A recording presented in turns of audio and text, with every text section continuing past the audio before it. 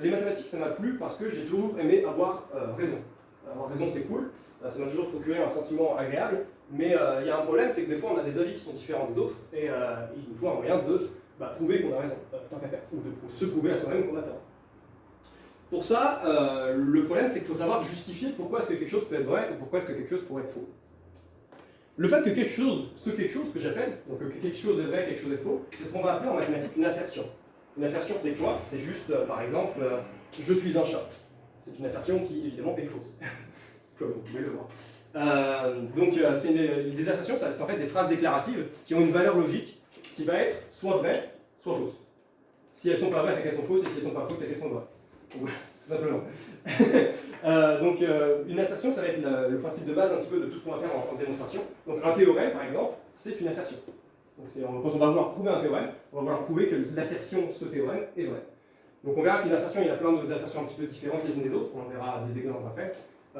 Mais grosso modo, c'est un peu l'idée globale qu'il faut avoir. Les assertions, je vais les noter soit A, B, soit généralement P pour propriété, ou Q pour propriété, mais la deuxième, parce que c'est donc voilà, elles vont avoir des noms de lettres comme ça, donc il ne faut pas être choqué. Quand vous voyez du coup, une lettre et qu'il y a une assertion comme ça qui peut être vraie ou fausse, dites-vous que ça peut être n'importe quelle phrase déclarative, donc n'importe quelle assertion. Revenons à ce qu'on disait tout à l'heure, quand on a une assertion et qu'on veut prouver qu'on a raison, il faut pour ça la justifier. Alors pour justifier du coup une assertion, c'est bien mignon, mais généralement ce qu'on va faire c'est utiliser une autre assertion. Pourquoi est-ce que je ne suis pas un chat? Parce que de toute évidence, j'ai pas tout par exemple. Sauf que le problème c'est que c'est aussi une assertion. Donc comment on va justifier cette assertion-là? On peut dire que j'ai pas de fourrure parce que on peut mesurer le nombre de poils qu'il y a au mètre carré sur ma peau et on constate que j'en ai quand même beaucoup moins qu'un chat moyen. Faut pas déconner. Mais c'est encore une assertion. Donc vous commencez à voir le problème. Il y a, là on va tomber dans ce qu'on appelle un trilemme. Donc c'est comme un dilemme. Vous voyez ce que c'est un dilemme? Sauf que c'est avec 3 branches. C'est pas un dilemme, c'est un trilemme. Vous avez le choix entre 3 choses. Soit vous faites le premier choix qui est de faire une récursion à l'infini. C'est-à-dire que vous allez continuer, donc dire que C est justifié par D, qui est justifié par E, qui est justifié par F, qui est justifié par... Voilà, une infinité de fois. Bon, on voit évidemment que c'est pas très satisfaisant de justifier quelque chose comme ça, parce qu'on a un peu l'impression que ça part de nulle part de l'infini, c'est jamais vraiment justifié. La deuxième solution de ce trilemme, c'est de dire qu'après tout, C il peut être justifié par A, quoi.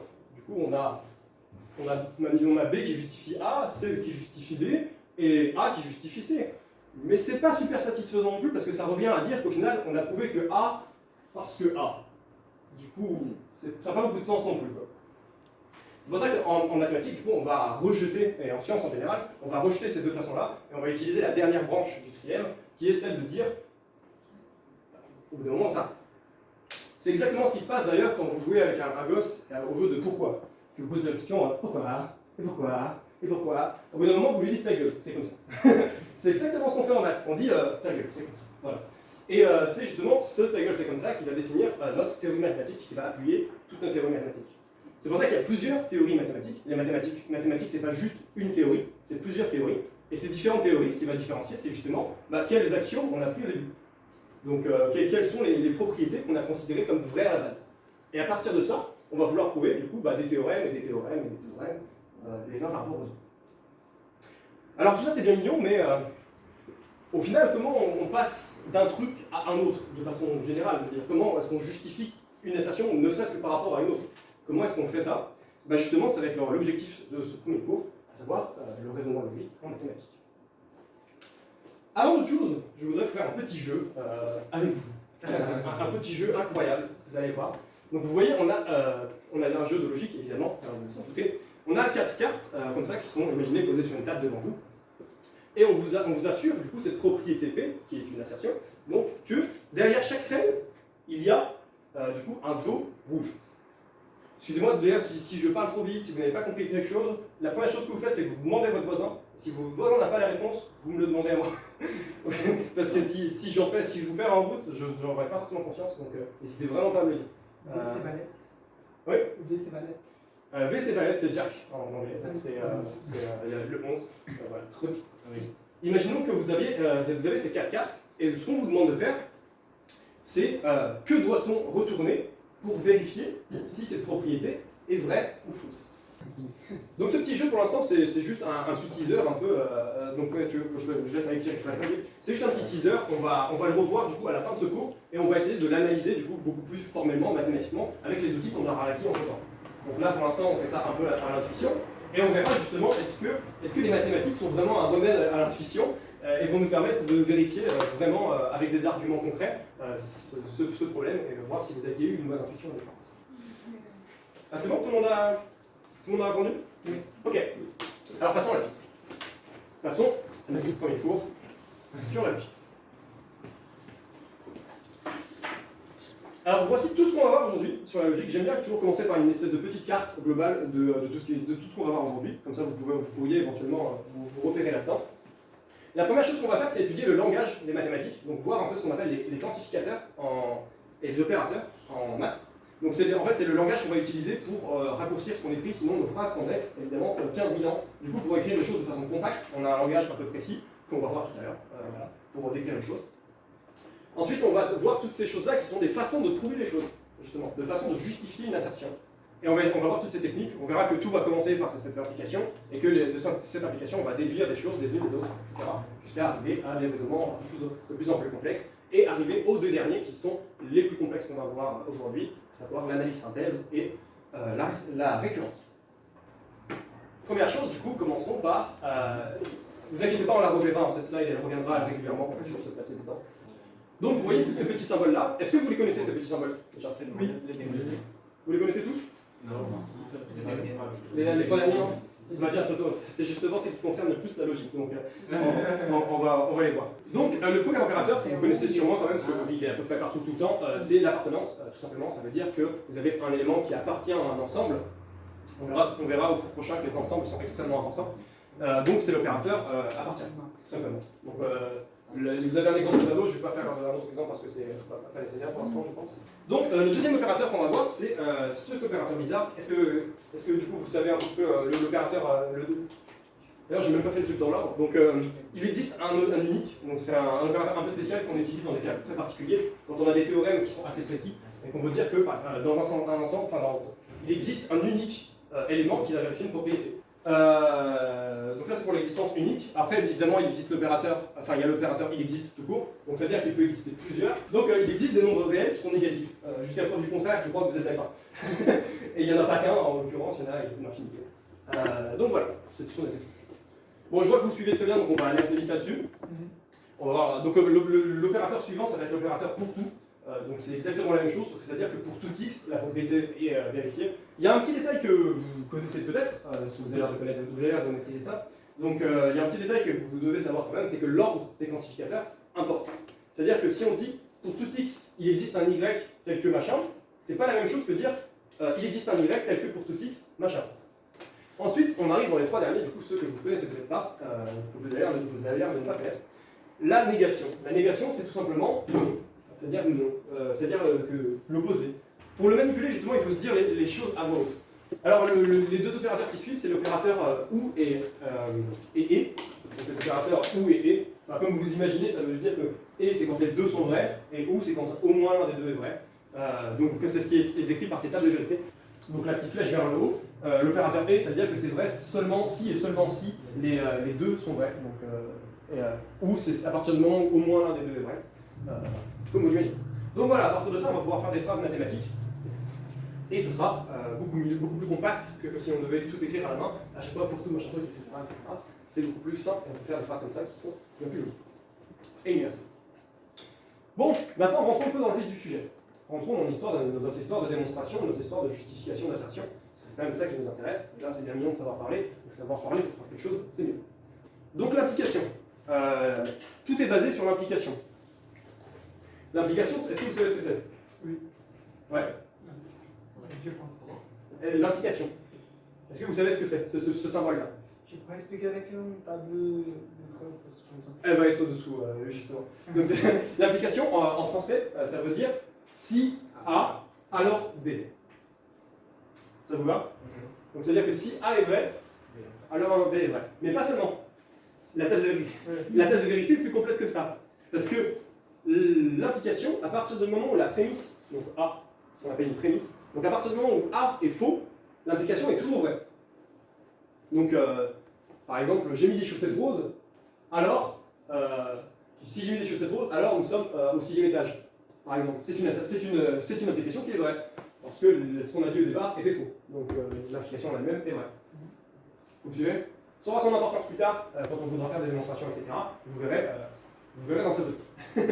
Donc, comment est-ce qu'on prouve une implication? C'est un truc qu'on va vous demander énormément en général. Bah, généralement, on va vous dire, selon ces hypothèses, prouvez ce théorème. Dans ces hypothèses, bah, en fait, c'est exactement une implication, si on vous dit ça. Parce qu'on vous dit, si vos objets vérifient des propriétés particulières, donc si des hypothèses, alors un théorème. Donc en fait, ce que vous voulez prouver quand vous faites ça, c'est une implication. Et comment est-ce qu'on va prouver ces implications? C'est toujours exactement la même méthode. Vous allez supposer que A est vrai, parce que de toute façon, si A était faux, l'implication serait vraie, donc ça, ce qu'on fait, ça ne servirait à rien. Donc vous allez supposer que A est vrai, et à partir de ça, vous allez regarder B. Si B est vrai, alors l'implication est vraie. Si B est faux, alors l'implication est fausse. Ok? C'est une méthode générale, on va la réappliquer, vous inquiétez pas, mais voilà, une méthode très générale qui en gros est valide pour n'importe quel théorème qui a des hypothèses. La preuve par implication, du coup, c'est une preuve qui est assez classique, c'est ce qu'on appelle le modus ponens en philosophie. Donc c'est un truc de base, on va dire, quand on veut prouver des choses, c'est vraiment une des pierres angulaires, c'est même la pierre angulaire, c'est que si A implique B et que A est vrai, alors B est vrai, tout simplement. Donc si, par exemple, alors j'ai des poumons, cette application est vraie. Donc si on a ça, plus le fait que je sois un humain, alors on peut en déduire que j'ai des poumons. Jusque-là, tout va bien. Voilà. Et ça, c'est comme vous voyez, c'est très basique et c'est très logique. Ça tombe bien parce qu'on fait de la logique. Et à partir de ça, on va pouvoir faire des choses beaucoup plus intéressantes. Alors l'implication n'est à absolument pas confondre avec sa réciproque. Sa réciproque, c'est quoi? C'est tout simplement B implique A. Pourquoi est-ce qu'il ne faut pas confondre implication et réciproque? Parce que c'est sûrement l'erreur principale que vous avez pu faire sur le jeu qu'on a fait tout à l'heure. C'est une confusion, le jeu des cartes tout à l'heure. Sur le jeu des cartes tout à l'heure, il y a la première confusion qu'on peut faire, c'est de ne pas considérer l'implication, mais justement sa réciproque. Et donc on va voir si, en effet, il y a des gens qui ont confondu implication et réciproque, sachant que c'est anonyme, ne vous inquiétez. Donc voilà. Donc la réciproque, ça veut dire quoi? C'est juste dans l'autre sens, quoi. Donc c'est là, ça serait si j'ai des poumons, alors je suis un humain. Ce qui est faux. Voilà. Donc on voit bien que l'implication est vraie. Si je suis un humain, alors j'ai des poumons, alors qu'à la réciproque, elle est fausse. Si j'ai des poumons, je ne suis pas forcément un humain. Il y a plein d'autres animaux qui ont des poumons. Voilà. Ok? Ça va? Bon. Et ensuite, il nous reste du coup la magnifique équivalence. Donc le si et seulement si. Le si et seulement si, l'équivalence, c'est quand on a l'implication qui est vraie et la réciproque qui est vraie. Ça va? Vous me suivez jusque-là? Vous inquiétez pas, on va commencer à arriver à des choses un peu plus dures au fur et à mesure. Le niveau va monter. Alors on commence doucement, mais ça va pour l'instant. Genre, j'ai largué personne quand même. Ok. Bon, ensuite il y a un cas particulier, donc qui est un cas particulier de preuve. C'est quand vous avez des preuves qui vous mettent des cas différents. Quand vous avez des cas différents. Donc selon par exemple que vos objets vont avoir des cas bien distincts. On va pouvoir les distinguer selon ce qu'ils font, qu'il faut qu'ils fassent une chose ou une chose. Par exemple, si je prends, vous connaissez les suites, j'imagine, un minimum. Donc si je prends la suite moins 1 puissance n, et que je veux prouver qu'elle vaut soit 1, soit moins 1, bah, je peux décomposer ça en deux catégories. Donc c'est-à-dire que si qu'elle vaut 1 si n est pair, et qu'elle vaut moins 1 si n est impair. Et si j'ai prouvé ça, alors j'ai prouvé que pour toute n, elle est égale à soit moins 1, soit 1. Voilà. Donc c'est juste décomposer pour mieux résoudre son problème. Donc je ne vais pas prendre des milliards d'exemples, pour ça on en verra pareil en télé demain, si vous en voulez. Bon, donc continuons, avançons, justement parce que le temps presse. Donc on a vu cette première ligne là où on a vu donc l'implication. Ce que ça nous amenait, c'était justement l'équivalence, qui est une propriété qu'on vous demandera souvent de prouver aussi. On vous demandera de prouver que les choses sont équivalentes. Et pour ça, la meilleure méthode, c'est de prouver que A implique B, et après de prouver que B implique A. Et donc pour prouver une implication, on a vu qu'il fallait supposer que la prémisse, donc ce qu'il y a avant la flèche, est vrai, et regarder ce qui se passe sur ce qu'il y a après la flèche. Si ce qui est après la flèche est vrai, c'est que l'implication est vraie. Si c'est faux, c'est que l'implication est fausse. Passons maintenant à d'autres façons de faire des preuves qui sont un peu plus complexes. Et encore heureux, parce que si on avait que l'implication et les équivalences, on ferait pas tout. La première chose, c'est la preuve par l'absurde, ce qu'on appelle prouver par l'absurde, donc proof by contradiction en anglais. Désolé pour l'accent, j'ai pas très bien switché. Donc la preuve par l'absurde, c'est ce qu'on va faire, c'est qu'on va supposer que notre propriété est fausse, et on va montrer que avec des implications vraies, on arrive à quelque chose qui est faux aussi. Si c'est le cas, c'est-à-dire que notre propriété de départ, en fait, elle était vraie, parce qu'on est arrivé à une contradiction. Ça, pourquoi est-ce qu'on peut le voir? Bon, on va le voir sur cet exemple d'ailleurs. Donc, par exemple, prouver que racine de 2 est irrationnelle, c'est un exemple très classique pour ça. Prouver que racine de 2 est irrationnelle, en implication, c'est super compliqué. Parce que ce que vous devez faire, c'est que vous devez supposer du coup. Pardon, excusez-moi, je dis c'est une assertion, donc c'est pas une implication. Excusez-moi. Donc c'est une assertion de base. Donc si vous devez juste regarder racine de 2 et que vous devez juste prouver qu'il est rationnel comme ça, c'est assez compliqué. Parce que ce qu'on sait manipuler, nous, c'est justement les nombres qui sont rationnels généralement. Beaucoup mieux en tout cas. Du coup, on se retrouve un petit peu coincé. C'est pour ça que ce qu'on va faire, c'est un raisonnement par l'absurde.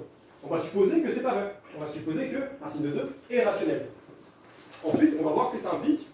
Et si ça implique quelque chose qui est faux, ça veut dire qu'à la base, ce qu'on avait, c'était vrai. Pourquoi ça? Si vous regardez votre table de vérité, si vous avez l'implication qui est vraie et que la deuxième colonne est fausse, bah, le seul endroit où vous avez ça, c'est sur cette ligne.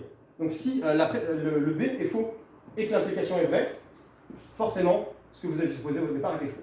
Donc si vous avez supposé non P, non P au début, et que vous avez prouvé qu'avec non P, avec des implications vraies, vous arrivez à quelque chose de faux, bah c'est forcément que non P était faux, donc que P était vrai.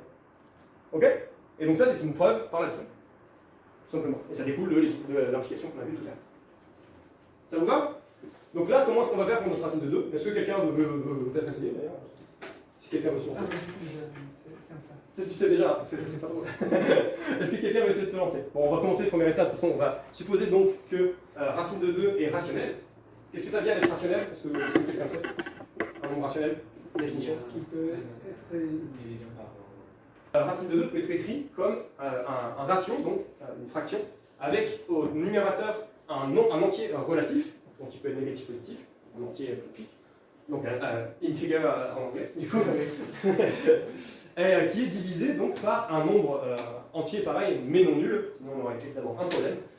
Et donc on peut l'écrire comme ça, où P et Q sont des entiers, c'est-à-dire que P et Q sont premiers entre eux. Est-ce que vous savez ce que ça veut dire qu'ils sont premiers entre eux? premier. Ouais. Premier comme premier. Comme premier, ouais. Ils sont premiers entre eux. Donc prime c'est premier en dirait. Ils n'ont pas des facteurs communs. Ils n'ont pas de facteur commun. C'est ça.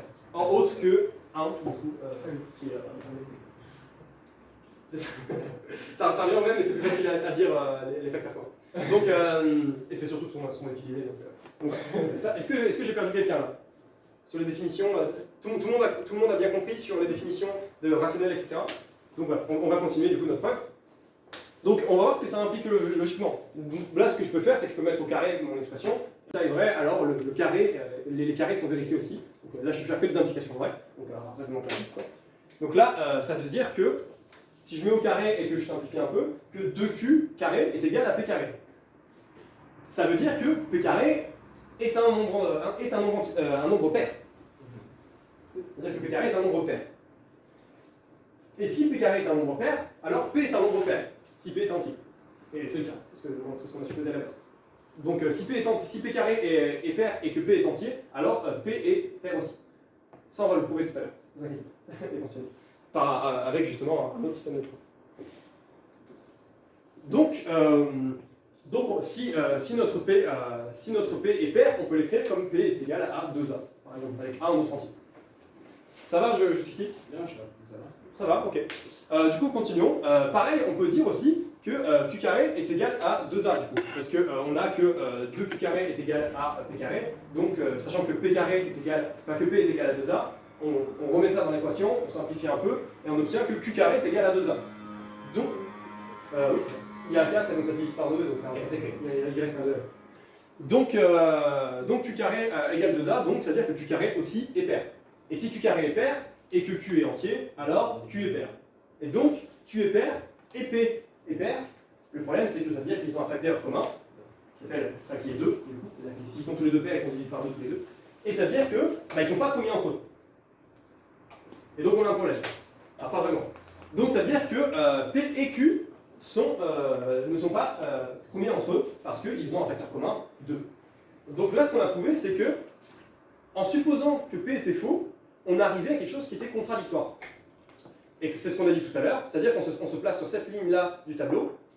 Donc là, on compare ça à ça. On se place donc sur cette ligne-là du tableau, ça veut dire que forcément, la propriété qu'on avait supposée au départ, à savoir que P était faux, est fausse. Donc, c'est-à-dire que P est vrai. Donc, racine de 2 est irrationnelle. Oui. Par exemple, dans une preuve normale, je dois prouver aussi l'affirmation P carré. Cette animation n'est pas là pour rien. En effet, là pour l'instant, il y a un petit trou dans notre raisonnement, et si vous écriviez ça, bah, vous auriez un problème. Enfin, vous n'auriez pas tous les points, parce que il manque ce morceau. En effet. Et je demande comment est-ce qu'on va prouver ce morceau. On va dire, ça tombe bien. On va le faire comme ça. Donc on va voir la deuxième preuve, une deuxième façon de prouver les choses, qui est la contraposition. En fait, la contraposée, c'est quelque chose qui a la même valeur que l'implication. En effet, si vous avez que A implique B, alors, toujours, non B implique non A. Pourquoi? Bah, reprenons un exemple. Hein. J'ai dit que si j'étais un humain, alors j'avais des poumons. Du coup, si je n'ai pas de poumons, bah, je ne suis pas un humain. Normalement. Donc voilà, c'est tout simplement ça la contraposée. Et ça a exactement la même valeur que l'équivalence, que l'implication. D'où le fait que justement, on peut écrire que ces deux propriétés sont équivalentes. C'est-à-dire que A implique B implique que non B implique non A, et non B implique non A implique que A implique B. Voilà, c'est l'équivalence entre les deux expressions. Donc bon, ça c'est mignon, mais comment est-ce qu'on va l'utiliser? Pourquoi est-ce que ça va être utile? Bah, dans ce genre de choses en fait, par exemple. On veut prouver que si P carré est pair, et que P est un entier, alors P est pair. En gros, on veut prouver ce qu'on a utilisé dans la démonstration d'avant. Comment est-ce qu'on va faire ça? Bah, là, comme ça, c'est difficile. Parce que si vous supposez, là c'est une application, hein, donc l'application qu'on veut prouver, c'est on a A qui serait égal à P carré et pair, et P est entier. Et on veut prouver que ça veut dire que P est pair. Ok? Le problème, c'est que si on suppose A, si on suppose que P carré est pair, et que P est entier, on obtient juste que P carré égale 2A avec A en entier, mais à partir de là, on va prendre la racine si on veut, on peut trouver que P est égal à la racine de 2A. Okay. Et on voit qu'on va pas trop s'en sortir comme ça, quoi. Et bah justement, des fois, il vaut mieux prendre le problème à l'envers. Et donc, la contraposition, c'est exactement ça, c'est de prendre le problème à l'envers. On va voir ce qui se passe quand on n'a pas B, justement, donc quand il y a non B. Et non B, ça veut dire quoi? Ça veut dire que P est un pair. Donc là, l'exemple, ce sera, excuse-moi, on va supposer du coup non B. Donc on va supposer que P est un pair. Donc si P est un pair, alors il existe un N tel que P est égal à 2N plus 1.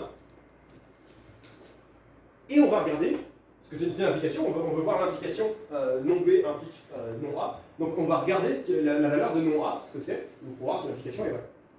Non A, ça veut dire quoi? Ça veut dire qu'on veut prouver que P carré est un pair.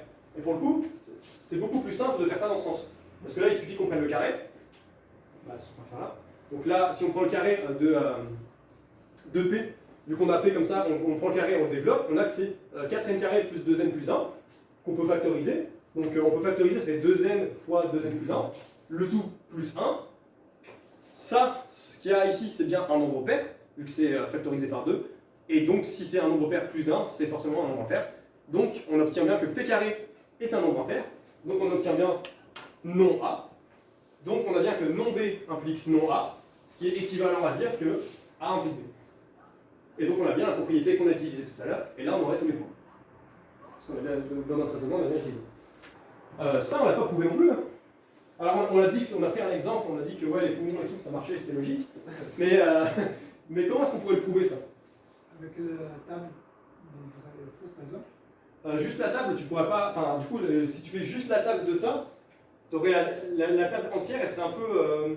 Ah non, c'est possible, hein, mais oui, tu pourrais faire ça. C'est un peu exhaustif. Il y a une méthode un peu plus simple où tu n'as pas besoin de traiter toutes les possibilités, qui est un truc qu'on a vu avant. Donc, à votre avis, dans les trucs qu'on a vus avant, qu'est-ce qu'il faudrait utiliser pour prouver que si non B implique non A, alors alors A implique B? Est-ce que vous avez une petite idée?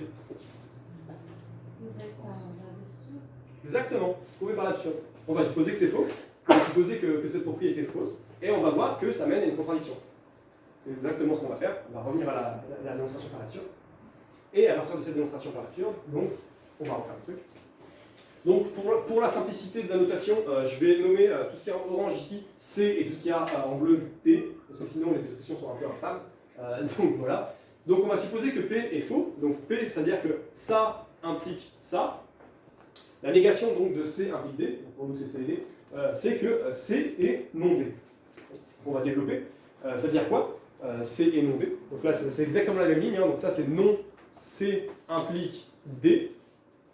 Ça, je vous épargne du coup les calculs, on en fera en télé. et ça c'est C et non D. Donc voilà. On va voir ce que ça implique, donc en simplifiant un petit peu encore nos formules. Donc ça implique quoi? Ça implique qu'on a C toujours qui ne bouge pas, et surtout le non D, on peut le resimplifier, donc c'est pareil, c'est A et non B. Donc ça veut dire qu'on a que non B implique non A et non B. Parce que là, évidemment, quand vous avez des et, vous pouvez les associer comme vous voulez. Et donc ça, on peut regarder où est-ce qu'on est dans notre tableau de vérité. Donc si on a que A est vrai, enfin que non B est vrai, donc c'est-à-dire qu'on est forcément sur ces deux lignes-là, que non B est vrai et que A est vrai, donc que non A est faux, bah forcément l'application est fausse. Du coup, on ne peut jamais avoir les trois vrais, on n'a pas les trois vrais, on a faux et vrai, et à partir du moment où dans les et il y a un faux quelque part, c'est fini. Donc ça veut dire que ça c'est faux, et donc on arrive à une contradiction, on arrive à quelque chose de faux. Et donc, exactement. Donc, ça veut dire que le non ce qu'on a supposé au début est vrai. Donc, la propriété reste. Donc, à savoir que on a bien que non B implique non A, implique que A implique B. Ça va? C'est un peu beaucoup de implique et de malin, mais au moins c'est carré, ça marche bien, et à partir de ça, on est sûr qu'on ne peut pas des choses basées sur l'intuition. Donc évidemment, on peut le faire dans l'autre sens pour l'équivalence, parce que je vous ai dit qu'il y avait l'équivalence, et là on a trouvé que l'implication, mais c'est exactement la même chose dans l'autre sens. Vous pouvez vous entraîner à le faire d'ailleurs si vous voulez. C'est pareil, sauf que ça change un peu les ordres des écritures. Mais c'est tout. Donc voilà, c'est ce que j'ai dit à l'oral, tout simplement. Voici un magnifique dessin de chat, qui est là évidemment pour contredire l'affirmation bien trop exagérée qu'on peut dire que tous les chats ont quatre pattes. Quand on affirme des choses avec pour tout, c'est exactement ce que j'avais dit tout à l'heure avec la négation de pour tout, c'est qu'il suffit de trouver un exemple qui contredit ça. Et donc généralement c'est bien, donc, quand on a un problème, d'essayer de voir s'il n'y a pas des contre-exemples qui marchent. Si on vous demande, si on vous dit pas de prouver que quelque chose est vrai, mais si on vous demande de regarder si une assertion est vraie ou fausse, pour tout x appartenant à R, une propriété, la première chose à faire, c'est essayer de voir si vous ne trouvez pas un contre-exemple. Parce que si vous trouvez un contre-exemple, c'est fini, hein, c'est faux. Donc la première chose à faire, c'est les contre-exemples. Et mine de rien, c'est une démonstration qu'on sous-estime beaucoup, mais qui sauve beaucoup de temps si vous le faites bien. Donc ce magnifique dessin de chat fait par un professionnel a évidemment prouvé que tous les chats n'ont pas 4 pattes. Donc voilà, c'est tout pour les premières démonstrations principales. On va donc passer à la suite, donc l'analyse synthèse et le raisonnement par récurrence, qui sont les deux dernières choses qu'on va voir aujourd'hui. Oui. Est-ce qu'on pourrait prouver ce qu'on a dit tout à l'heure, donc le fait que si P carré est pair, alors P, et que P est entier, alors P est pair, est-ce qu'on peut le prouver avec le théorème fondamental de l'arithmétique? Arithmétique, Je suis pas sûr, mais peut-être. Mais bon, si on peut, je dois prouver des théorèmes aussi. Ça marche aussi, parce que le théorème de la... En fait, c'est juste que tu pars pas du même endroit, parce que là on part de rien, mais dans votre connaissance actuelle, il y a beaucoup de théorèmes que vous supposez qu'ils sont déjà vrais, parce qu'ils ont déjà été établis par d'autres gens, et si on devait à chaque fois recréer toutes les maths, on s'en sortirait pas évidemment. Donc il y a forcément des théorèmes que vous savez vrais, donc vous avez des pierres que vous allez supposer vraies. Donc par exemple, le théorème de l'arithmétique va te permettre de faire, en fait, d'utiliser une application telle qu'on l'avait avant. Donc tu vas te dire que toi tu te places dans le cadre du théorème de l'arithmétique, et donc sachant ça, tu sais que c'est quelque chose de vrai. Bien sûr, donc ça marche quand même. Mais c'est-à-dire que tu as supposé avant que le théorème de l'arithmétique était vrai. Donc en fait, ce que tu as prouvé, c'est une implication. Tu as prouvé que si le théorème de l'arithmétique, si le théorème fondamental de l'arithmétique est vrai, alors ton théorème est vrai. Enfin, donc alors ce qu'on a dit était vrai. Mais c'est peut-être faux, tu vois. Ça se trouve, le théorème de l'arithmétique est faux, et dans ce cas, l'implication est quand même vraie. Parce que ce que tu as prouvé quand même est quand même valide. C'est juste que l'assertion finale, pour prouver qu'elle est vraie, il faut que toutes les étapes soient vraies avant. Quand on utilise des théorèmes, en fait, ce qu'on prouve, c'est des implications. C'est généralement. Donc les implications, c'est les flèches qu'il y avait au tout début. Quand je partais de mes axiomes et que j'arrivais à mes théorèmes, c'est toujours des implications en fait. Mes axiomes vont impliquer des théorèmes, qui vont impliquer d'autres théorèmes, qui vont impliquer d'autres théorèmes, comme celui-là. Et donc un théorème que tu considères comme valide peut, si tu considères qu'il est vrai, donc, ce qui est le cas pour le fondamental de l'arithmétique, on espère. Alors on l'espère pas, on en est sûr. Ce qui est vrai du coup pour le cas du théorème fondamental de l'arithmétique, donc ta propriété est vraie. Donc mais si. Voilà. Mon chat incroyable, je ne sais pas pourquoi il est encore là, mais voilà, fuyons. Fuyons donc sur l'analyse-synthèse. La démonstration par analyse-synthèse, c'est une forme de raisonnement qui est assez spéciale.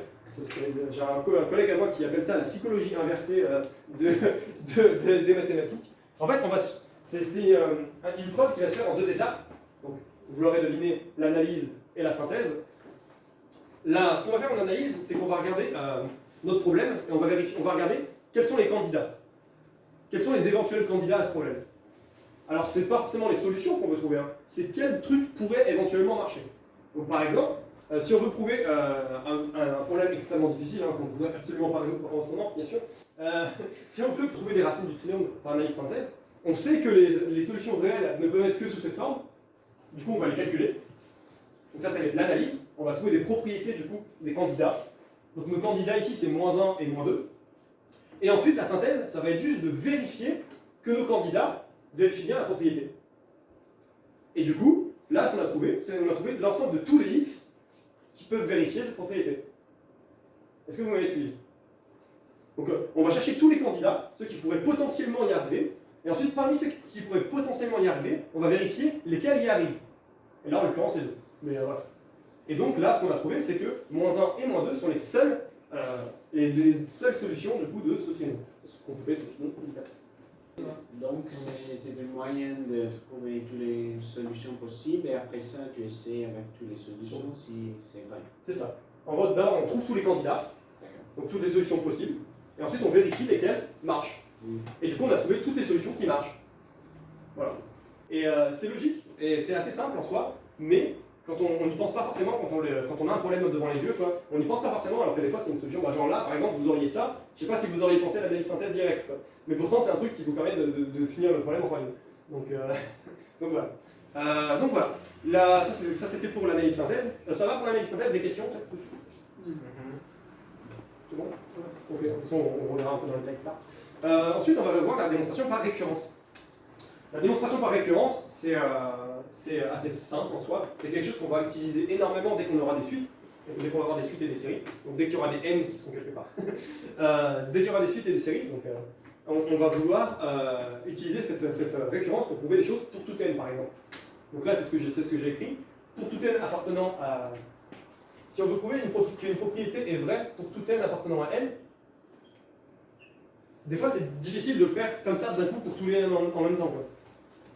Ça peut marcher, hein, des fois il n'y en a pas du tout besoin de la récurrence. Mais en l'occurrence, par exemple, si vous avez que un est égal à 2 fois un moins 1, prouver que pour tout n c'est égal à quelque chose, trouver à quoi c'est égal pour tout n, c'est pas si trivial de d'être comme ça sans passer par une récurrence.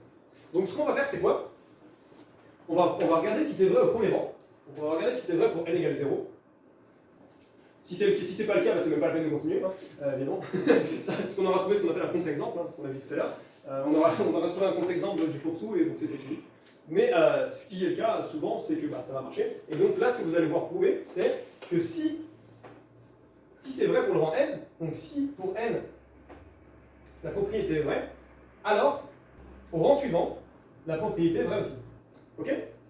Donc ça, on va vouloir prouver comme ça. Et si on a fait ça, bah, donc ça c'est une implication, hein, vous allez voir après, c'est aussi alors. Donc si on a prouvé ça, bah, en fait ça implique que bah, du coup P1 est vrai, parce que P0 est vrai, et donc P de n plus 1, donc de 0 plus 1, donc de 1 est vrai. Et donc ça veut dire que P2 est vrai, parce que ça veut dire que P de 1 plus 1 qui est 2 est vrai, etc. etc. Et sachant que ça ne marche pas du coup pour tous les entiers naturels que vous pourrez chercher, là vous allez prouver du coup que pour tout entier naturel, la propriété est vraie. Donc voilà. En gros, vous regardez ce qu'on appelle du coup l'initialisation et ensuite ce qu'on appelle ici la relation de récurrence. Et donc c'est à peu près tout. Le reste, donc pour avoir des choses plus complexes, notamment des récurrences du coup à initialisation un peu plus compliquées ou des récurrences doubles. Donc ça c'est tout pour le cours sur la logique. On va pouvoir retourner sur notre magnifique petit jeu qu'on va pouvoir résoudre évidemment. Alors dis-moi, ouais, est-ce qu'on a des bonnes réponses en majorité En majorité, oui. Ah, très bien, très bien. Donc, vous êtes déjà des bons adeptes de la logique, vous avez peut-être une très bonne intuition. Du coup, il y a une majorité de bonnes réponses. Et la mauvaise réponse la plus fréquente, c'est Donc la bonne réponse était 2-4. Ouais. Donc il y a 7 personnes qui ont répondu ça. La mauvaise réponse la plus commune, c'est 2-3. Ok. Et après, il y a une personne qui a répondu seulement 4. Seulement 4. Ah, ça c'est marrant, seulement 4, c'est étonnant. Autant le seulement 2, il est assez courant, autant le seulement 4 est étonnant. Peut-être que. Ok.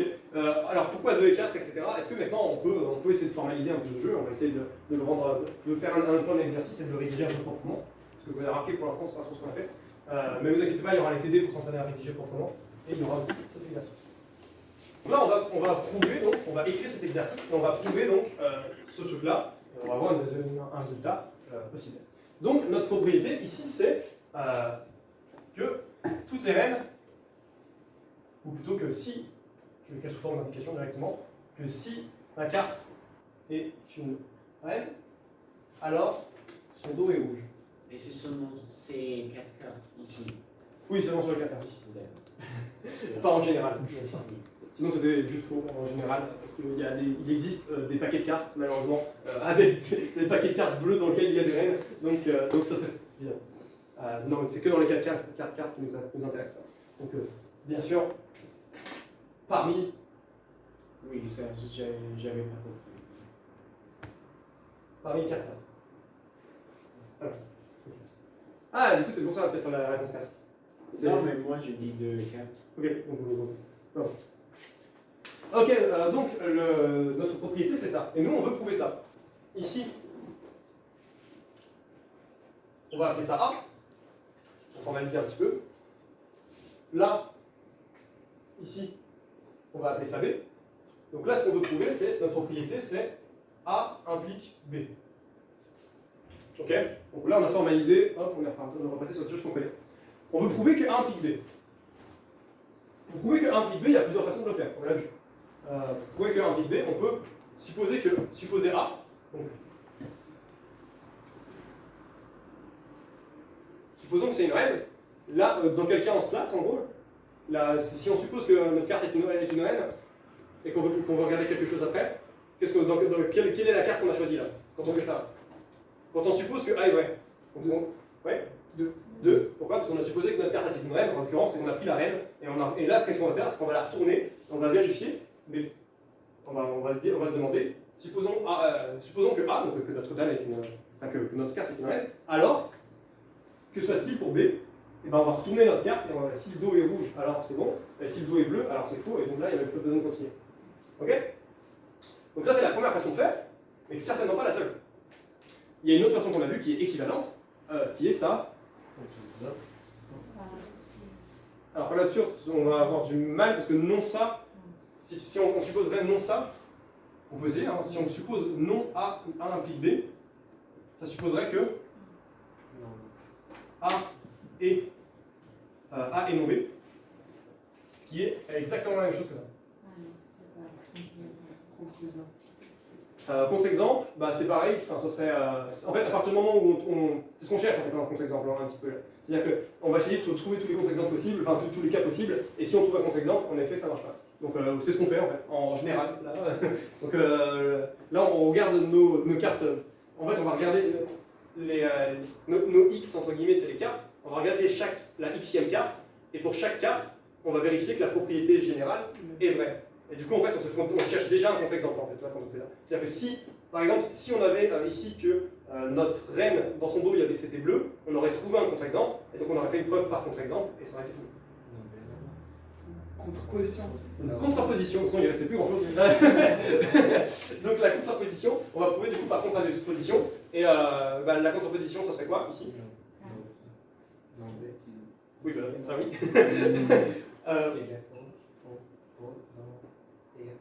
C'est ça, donc c'est que si B est faux, ou si non B, alors non A.